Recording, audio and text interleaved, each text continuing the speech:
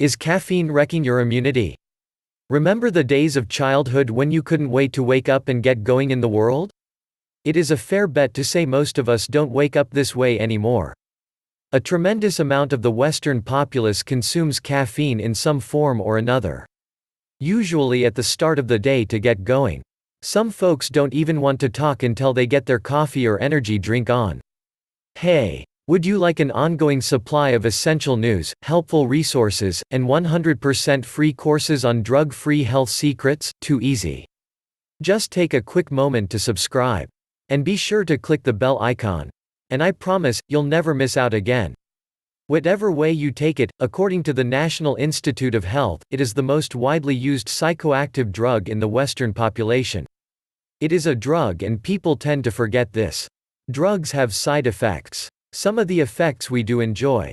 It is stimulating and enhances pleasure to a degree. Caffeine may even be beneficial in certain circumstances. The wisest choice is to use it in moderation. The problems begin when you start to use too much caffeine. How much is too much? Upon reading this, you need to get ready for some bad news. There is good news as well. Caffeine, used in moderation, meaning not too much daily, can boost your mood, clear your mind, make you more effective at work. And it induces the body to burn body fat. All of this sounds fantastic. Here is the reality: most people become addicted to caffeine and consume anywhere from 600 milligrams to 5 grams daily. The psychoactive dose starts at 50 milligrams up to 200 milligrams at the most needed for sufficient stimulation. The jury is out on the exact amount considered too much, but there is something bad about going over a couple of cups of coffee daily.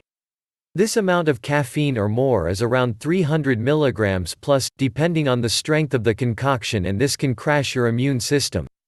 On the plus side, however, smaller doses based on body weight can help give you an immune boost.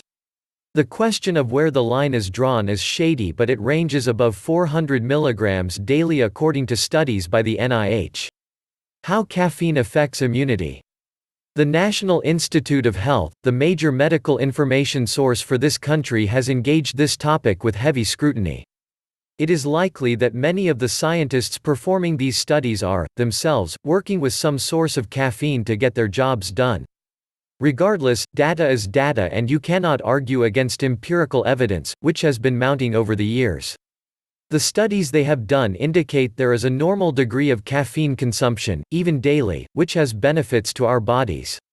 It certainly does not go above 600 milligrams and it may be less. It depends on body weight, DNA, ethnicity, and just about any other physiological factor you could think of. When consumption jumps too high with daily use, T-cell levels begin to drop. This is bad. This means the front line of your immune system is reduced. There is also impaired production of immune-directing hormones like cytokines, interleukin, and interferon. The lay version of this simply states caffeine, in high doses, drops immune function, and impairs resistance to illness. A method to the madness.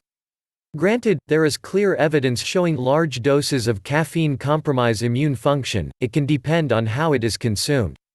Many of these studies were conducted with something called anhydrous caffeine, the pure stuff in pill or injected forms. There are also numerous studies showing the antioxidant benefits of green and white teas, which are traditionally drunk all day long in Asian countries. Coffee has been shown to help liver health when used reasonably, and it can protect cells against free radicals too. Plant sources are the best. It might be time to reconsider the chemical caffeine drinks and just go back to your basic coffee or tea. Don't forget, if you fancy an ongoing supply of essential news, helpful resources, and 100% free courses on drug-free health secrets, too easy. Just take a quick moment to subscribe.